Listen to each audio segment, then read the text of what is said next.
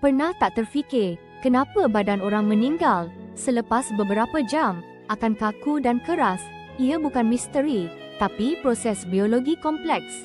Fenomena universal ini petanda berakhirnya kehidupan dengan penjelasan saintifik yang mengejutkan. Rahsia kekakuan ini pada molekul penting, ATP atau adenosine triphosphate. ATP ibarat bateri tenaga sel, terutama untuk otot. Bila jantung berhenti, oksigen ke sel terputus.